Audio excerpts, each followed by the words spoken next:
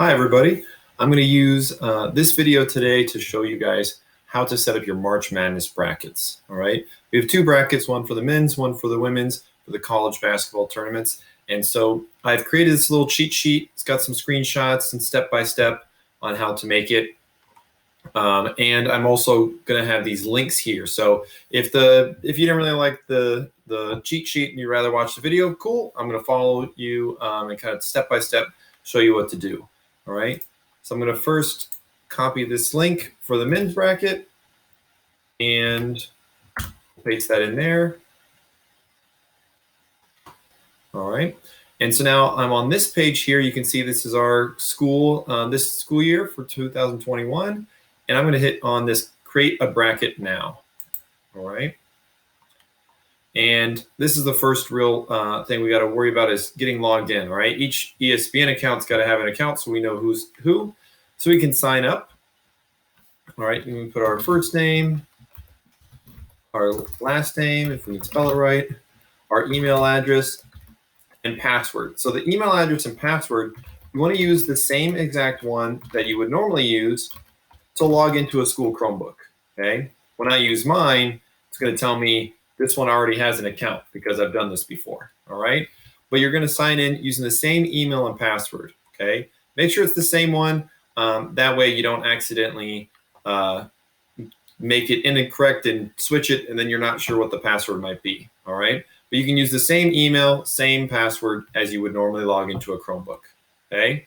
And then you would hit sign up. All right. I'm going to pause it and actually log in. All right, so I logged in, and now it brings me still on this page for our school year, and it has these kind of steps here to go through. All right, so first it says pick a name for your bracket. Okay, this is something you want to actually delete and make a real name for your bracket. Put your name in it. That way we know whose is whose. And at the end of this, when people start doing really well and I can add up the total scores, we can see who won and I can give prizes to them. But if you don't put in your first and last name, I won't be able to find you. All right. You can put it something like that. You can make it more creative just as long as your name is in it. Okay. I'll hit create a bracket. And then there's some advertisement stuff that I'm just going to hit continue through. Invite other people. Don't worry about that. Just hit continue a couple times, and then you get to your bracket. Now, here's the part where all the guessing comes in. All right, here's where your skills are needed. So we have a bunch of different colleges here on the left and on the right, all the way down, both sides, all the way. And what you can do is click through these and decide which team you think is going to win. And as you go and you click further and further, they start filling out the entire bracket little bit by little bit. And then each game kind of cuts it all in half to where you eventually pick a winner. You'll know you're totally done with the bracket when this button here, the submit picks, isn't gray anymore, but it's blue. Okay. It should be lit up, and that way you can submit it. Okay. But if it's still gray, then it's not going to work. Okay. So you're going to have to make sure that you fill in each of the spots, and then you can take your teams all the way through to say whoever you want to be the total winner of the whole thing. Okay. For all your games, all your teams. It won't save until you do the whole thing. So just do it all at once. You don't have to worry about it again. Okay. Then I'm going to come back here and do the same thing for the women's bracket. But I will save a couple steps since in the women's bracket, I won't have to log into my ESPN account. I'm already logged in. All right. So I'll come here. Still says Ruth O'Hara's CJSD 21 for our school year. And then I'm going to hit the same spot. I'm going to play now and create my bracket. Again, I'll make a bracket name, something that has my first and last name in it, so I can redeem my prizes when I win it all, like I do every year, or the most recent year.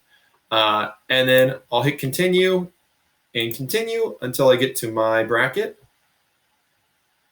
And then I start here with the women's bracket. You can see there's different teams for the women's than there are the men's. Different men's and women's basketball teams do differently each year, and we've got a different setup, different rankings for all of these. Okay, as you go, if you want to make random picks and go off of names you know or team colors you like, go for it. Feel free. You might recognize some schools, or you might see some new ones you haven't heard of before, right?